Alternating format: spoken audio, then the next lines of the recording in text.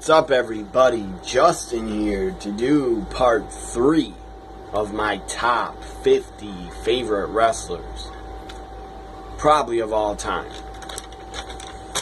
So this is part 3. Part 2 I started going down 39 to 29. So part 3 starts with 28 down to 18.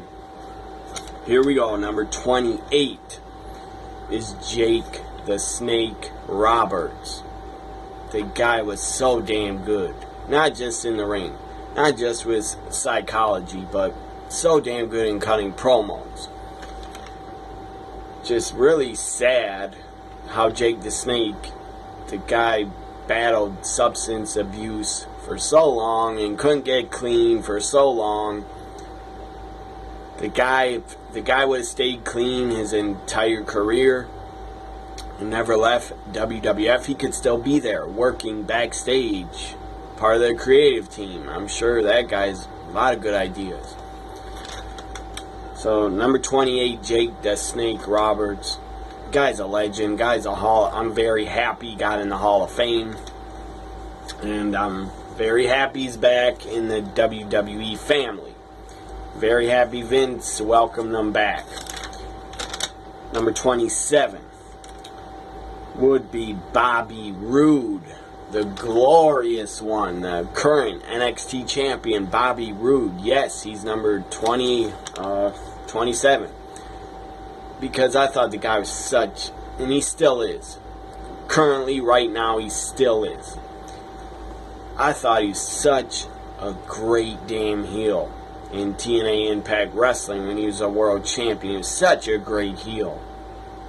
Guy had good matches with everybody. Kurt Angle, James Storm, the list goes on and on. In NXT, he's had great matches with Otami. Had great matches with Roderick Strong, Nakamura. Bobby Roode is great. The guy's really great. And he's one of my favorites. Number 26 would be Bayley. Another woman making this list. The last two women that made this top 50 is Trish Stratus and Sunny. So number 26 is another woman, and there's a couple more women added to this list. After Bayley, there's 2 more women. So number 26 is Bayley.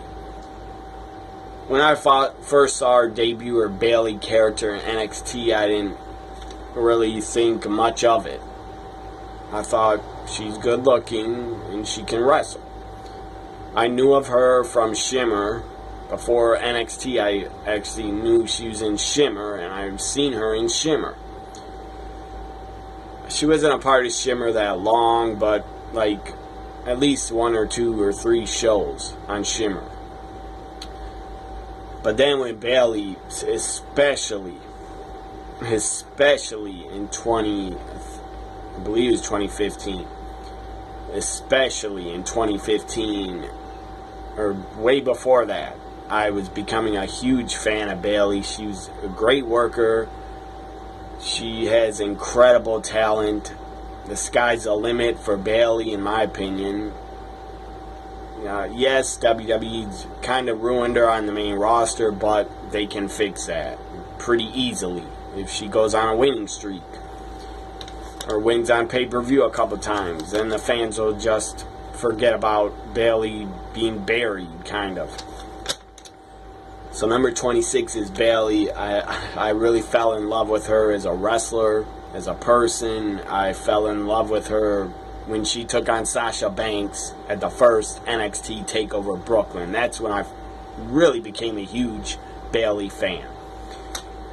Because she was working as a babyface. Sasha was a heel. It was a perfect mix. They had off-the-chart chemistry. It was fantastic. And Bayley, as NXT champion, she was pretty great. She showed a lot of heart, a lot of passion, a lot of fire in defeating her opponents she took on. So number 26 of this top 50 favorite wrestlers is Bayley. Number 25 is Charlotte. Charlotte Flair.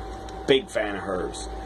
I've been a fan of hers since in NXT. In the end of 2014, I thought Charlotte was great.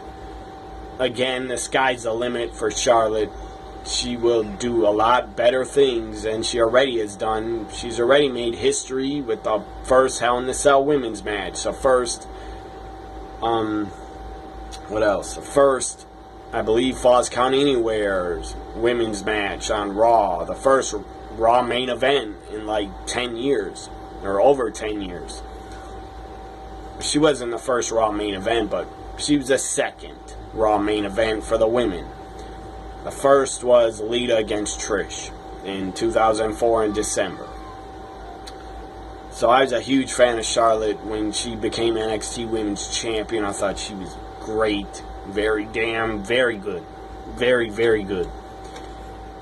Number 24 would be Sasha Banks. 3 of the 4 horsewomen have made my top 50. Sadly, Becky Lynch did not make it. But I'm a big fan of Becky too. Number 24 would be the boss, Sasha Banks. I'm a big fan of hers. Big supporter of hers. I will always support her. Again, the sky's the limit for Sasha Banks. She's so damn good. Number 23 would be CM Punk. CM Punk. And look what I got right in front of me. It's been sitting here for a couple months because I haven't watched it in like years. But here's a Ring of Honor CM Punk DVD. Ring of Honor CM Punk DVD. Young looking Punk, black hair.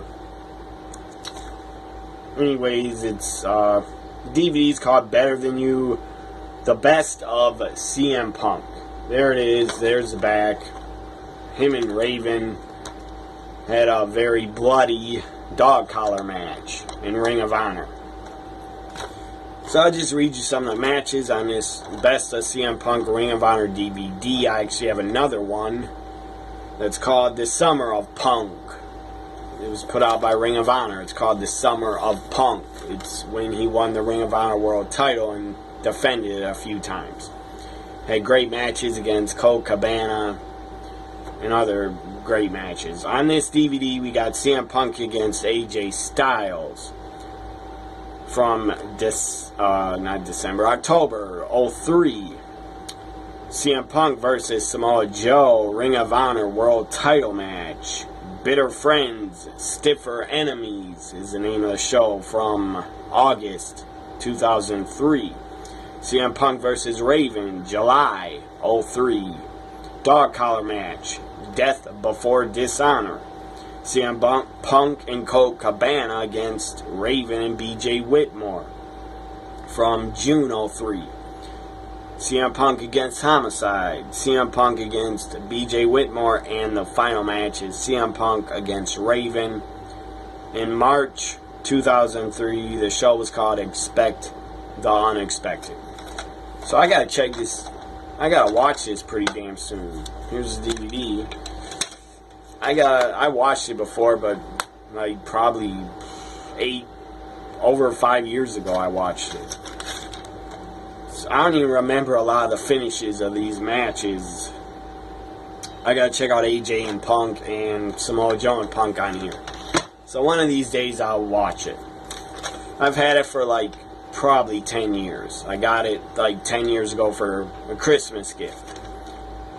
So number 23, CM Punk.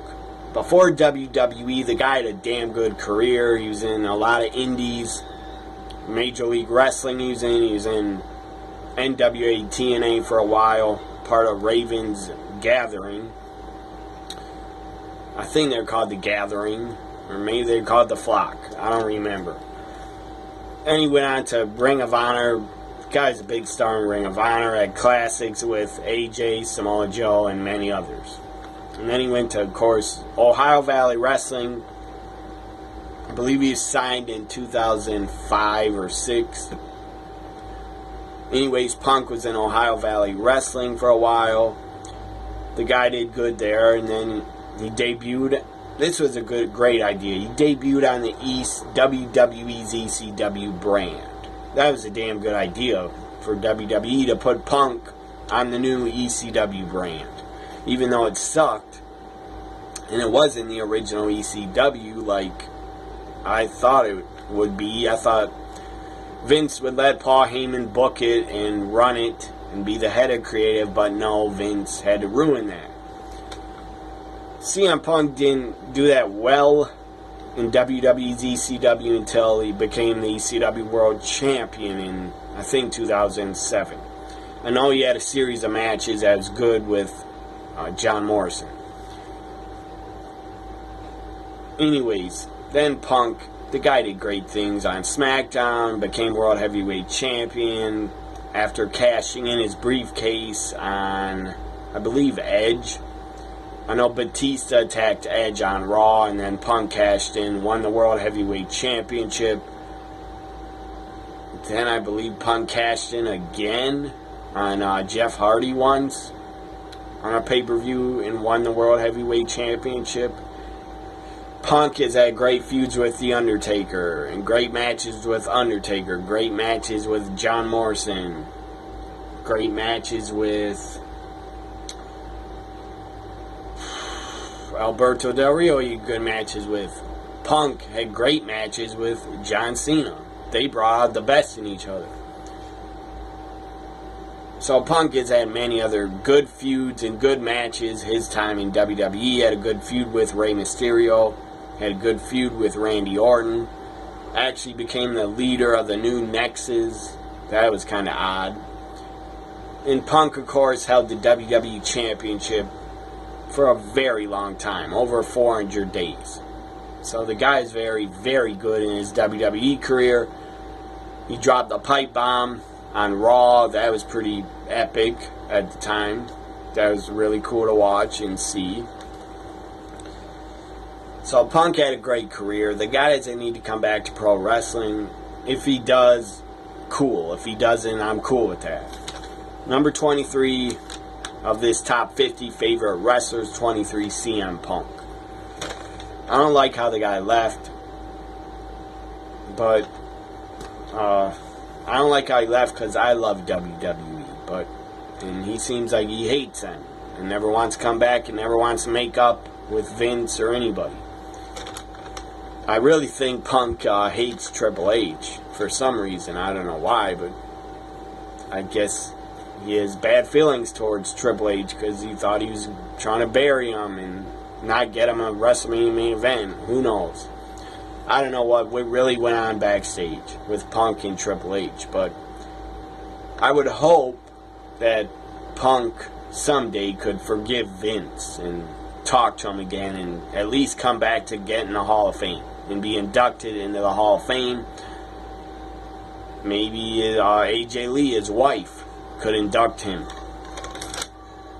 Or, I don't know who else. Colt Cabana maybe could induct him if they're still friends. I don't know if they are. So number 22.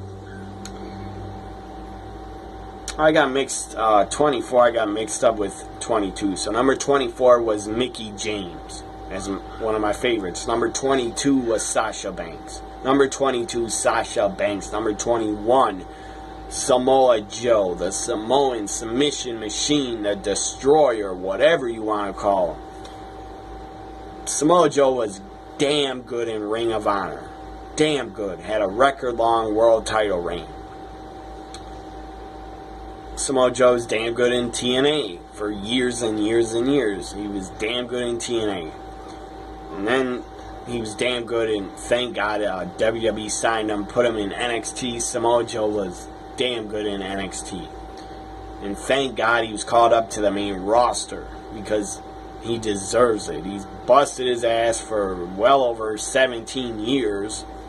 So happy for Samoa Joe that he's finally in the major leagues on the main roster. Number 20 would be Kurt Angle. Love Kurt Angle. Respect the hell out of Kurt Angle. What can you say about Kurt Angle? The guy's done it all. He's really done it on pro wrestling. He's done it on the WWE. He won the King of the Ring. He was WWE champion. He was Intercontinental champion, European champion, SmackDown tag team champions. Kurt Angle's done it all. Then the guy went to TNA. Had great matches with Samoa Joe, AJ Styles, Jeff Jarrett, Sting, Bobby Roode. The list goes on and on. Kurt Angle had a lot of great matches in TNA. A lot of great ones. He was TNA World Heavyweight Champion, TNA Tag Champion, TNA X Division Champion. He held every title in TNA, I believe. So Kurt Angle is great. The guy's great. He's greatness inside the ring. He is greatness inside the squared circle. Number 19. The whole fucking show, Rob Van Dam. One of the best athletes I've ever seen in pro wrestling, especially in ECW when he's in his prime in 98, 97, 99, even 2000. Rob Van Dam, Mr. Pay-Per-View. RVD was in his prime in ECW. The guy had great matches with everybody he worked with. Great matches with Boss Mahoney, Spike Dudley. Legendary matches. I mean, off the chart, 5-star matches with Jerry Lynn in ECW. Those two guys, I was afraid were going to kill each other. Every time they worked together, they beat the crap out of each other. Sabu, Rob Van Dam and Sabu had great matches in ECW.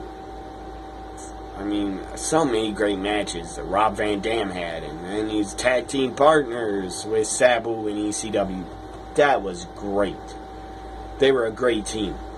They were ECW tag champions. RVD was an ECW TV champion for a record.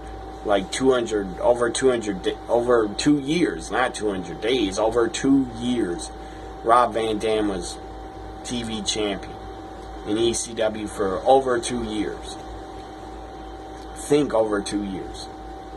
Or close to 2 years. Very close to 2 years. Anyways. Rob Van Dam, number 19. I loved the guy when I was a teenager, when I was 15, 16, 17. I loved the guy. And I was very happy. Debuted in WWE in 2001. I was very happy for him. RVD had a great run in WWE. He was Raw World Tag Team Champions. I believe he's SmackDown Tag Team Champions with Rey Mysterio. He's the Intercontinental Champion. I don't know if he held European title. I think he did. But anyways, Rob Van Dam, WWE Champion for only 1 month, but he still became WWE Champion. Even though he got stripped or had to lose the title real quick just because he was busted and pulled over with pot. That's stupid. In my opinion, pot should be legal in every single state in the United States. It's a nothing drug. I mean, it grows out of the goddamn ground. It's a goddamn plant. So, I thought that was wrong for WWE to have Rob Van Dam lose that title so quick, but that was their company's decision because they didn't, I guess, they didn't want somebody being busted for having some weed. They thought that person couldn't be the world champion. Well, what about Jinder Mahal? That guy looks like he's on the juice, and he's your world champion. You don't give a damn. He's on the juice. Guy's got to be on the juice. The guy sweats way too easily, sweats way too much when he wrestles. Guy's probably acne all over his back and stuff like that. The guy's on roids. I don't care what he says. He's on steroids. So anyways, number 19 is Rob Van Dam. If you didn't like Rob Van Dam, that's what I think he was. Or if you didn't think he was a talent, you're a stupid ass idiot. Number 18, the final one of this part 3 Number 18 would be Brock Lesnar. The guy's done it all. Brock Lesnar. Youngest WWE champion at the time in 2002 until Randy Orton beat that record in 2004. Brock was the youngest champion. Defeated The Rock at SummerSlam 2002. Became the King of the Ring 2002. Won the 2003 Royal Rumble. WWE champion, I believe, twice. A 2 or 3 time WWE champion. Current Universal champion. Former UFC heavyweight champion. That's damn hard to do, but Brock was such a great amateur wrestler. When I heard he was going to UFC, I had no doubt that he would do great things, and he did. Even last year, I guess Brock took some roids. I don't really give a damn, but that he took them. I don't even care if Jinder takes them, but Jinder shouldn't be your world champion if he's on roids. Anyways, because you got a wellness policy. Brock, I guess, took roids last summer for UFC 200, but big deal, the guy still won the fight. And if he's off roids, he still would have beat the crap out of Mark Hunt, in my opinion. So number 18 is Brock Lesnar. The guy's done it all. The guy's NCAA 2000 wrestling champion. University of Minnesota. The guy's done it all. Just like Kurt Angle's done it all, Brock Lesnar has done it all. In my opinion, the guy's still in his prime in 2017. He's still in his prime. So there it is, part 3 of my top 50 favorite wrestlers. Hope you enjoyed this new countdown. Part 4 I will do tomorrow on Sunday. Also, what I will do on Sunday tomorrow, and I will upload it to my YouTube. Fantasy booking for NXT TakeOver Brooklyn 3. TakeOver Brooklyn 3 I will fantasy book. I'm excited to fantasy book it. Let me see how many matches I booked. 1, 2, 3, 4, 5, 6, 7 matches, I believe. I booked 7 matches on this card. 7 matches I booked for NXT TakeOver Brooklyn 3. I'm excited to do that fantasy booking show, and I'll upload it on Sunday because that's when I'm doing it. So I hope you enjoyed this part 3 of my top 50 favorite wrestlers, 28 down to 18. Part 4 will be 17 to 7. Bye for now, everybody. Have a great Saturday, have a great Sunday, have a great weekend.